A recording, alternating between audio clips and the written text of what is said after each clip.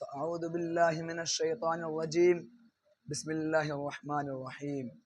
وقرن في بيوتكن ولا تبرجن تبرج الجاهلیة الأولى. صدق اللہ العظیم. میرے محترم بزرگوں اور دوستو، اللہ رب العزت کا بہت بڑا احسان و کرم ہوا کہ اللہ رب العزت نے ہم سب کو اشرف المخلوقات بنائی، پھر ہمیں دو جن سے پیدا کیے، ایک مرد دوسری عورت، اور ان کی تخلیق کی بھی وجہ بتلائی کہ مرد کے ذمہ فلاں کام ہے اور عورت کے ذمہ فلاں کام ہے، اور جو اس ذمہ داری کو بخوبی انجام دے کر اپنے رب کے پاس جائے گا وہ کامیاب کہلائے گا۔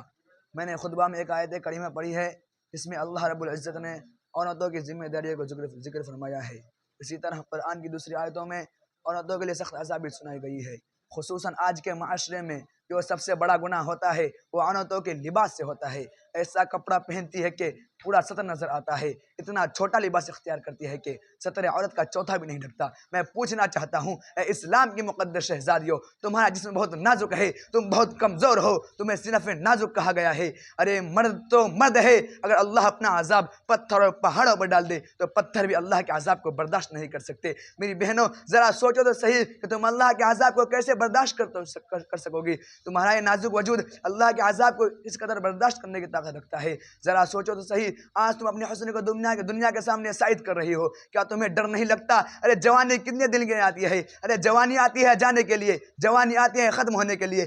زیادہ سے زیادہ جوانی 10 سے 15 سال تک تمہارے پاس رہے گی۔ تم اپنی جوانی کی عمر میں اپنی حسن کی نمائش کر لو، اپنی حسن کی خوب نمائش کرو گے۔ اس کے بعد پھر کیا ہے؟ جس حسن کی تم نمائش کر رہی ہو، یہ نمائش تمہارا کرنا ایسے تمہارے خوبصورت چہرے کو ابھی قبر کے کیڑے کھائیں گے، ابھی قبر کے مٹی کھائیں گے۔ اپنی بڑی بڑی آنکھوں میں کاجل لگا کر، اپنی خوبصورت آنکھوں میں کاجل لگا کر بار بار آئینوں کو دیکھتی ہو اور بار بار عورت پر فخر محسوس کرتی ہو کہ میری آنکھ اتنے خوبصورت ہے، میرا چہرہ اتنا خوبصورت ہے۔ ارے نادانو، تمہارے چہرے کی حقیقت کیا ہے؟ اگر تمہارے چہرے کے اوپر چند پھنسیاں نکل آئے تو تمہارا شوہر بھی تمہاری طرف نگاہ اٹھا کر دیکھنے کو تیار نہ ہوگا۔ مگر اللہ اکبر، اس دنیا کے اندر اپنے چہرے کو حسین بنانے کے لیے، اپنے چہرے کو خوبصورت بنانے کے لیے اس قدر اہتمام کرتی ہو اور اپنے خوبصورت چہرے پر اتنا مٹک کر جاتی ہو، یہ تمہارا خوبصورت چہرہ قبر کے اندر 3 دن کے اندر بگڑ جائیں گے، 3 دن کے اندر اسے قبر کے بچھو کھائیں گے۔ اور حضرت سعید ابن مسیب رحمۃ اللہ تعالیٰ فرماتے ہیں، جب میں حضرت علی مرتضیٰ کے ساتھ قبرستان گیا تو جانے کے بعد کیا دیکھا؟ علی مرتضیٰ نے قبر والوں کو سلام کیا اور سلام کے بعد پوچھا، اے قبر والو، تمہارا کیا حال ہے، تمہاری کیا کیفیت ہے؟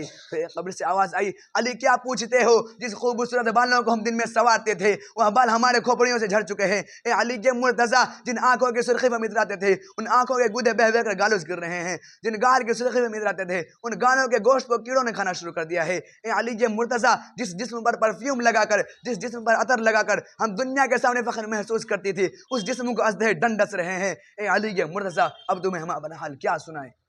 اسلام کی مقدس شہزادیوں، تم اپنی بڑی بال کی نمائش کے لیے اس قدر سرگردہ نظر آتی ہو، اللہ اکبر اس قدر کوشاں نظر آتی ہو، یہ تمہاری بال تمہارے قبر میں چھا جائیں گے، یہ تمہاری آنکھیں اسے قبر کے بچھو کھائیں گے۔ اور اللہ کے رسول صلی اللہ علیہ وسلم فرماتے ہیں کہ آج عورتیں اپنی حسن کا غلط استعمال کر کے کبھی غیر محرم لڑکے کے ساتھ دوستی کا پیغام دیتے نظر آتی ہے، پیار و محبت کے نام پر اجنبی لڑکوں سے دوستی کرتی نظر آتی ہے، اور آج یہ فیشن بنتا جا رہا ہے، اسے عیب نہیں سمجھا جاتا۔ وہ عورتیں کان کھول کر سن لے جو دوسرے مرد سے غلط تعلقات قائم کرتی ہے۔ فرمایا گیا ہے جن عورتوں نے دوسرے مرد سے غلط تعلقات قائم کرنا تو بہت بڑا جرم ہے۔ اگر ایک مرتبہ اپنا ہاتھ کسی دوسرے مرد کے ہاتھ میں دیا ہوگا تو اللہ اس عورت کی قبر میں 99 سانپ مسلط فرمائیں گے۔ اس میں سے ایک سانپ کی طاقت کا عالم یہ ہوگا کہ اگر وہ سانپ دنیا میں سانس لے تو اس کے سانس کی گرمی سے پوری دنیا کے انسان مر جائیں گے، اور اگر وہ سانپ کسی پہاڑ اپنی دم کو مار دے تو پہاڑ ریزہ ریزہ ہو جائے، اتنا طاقتور سانپ ہے۔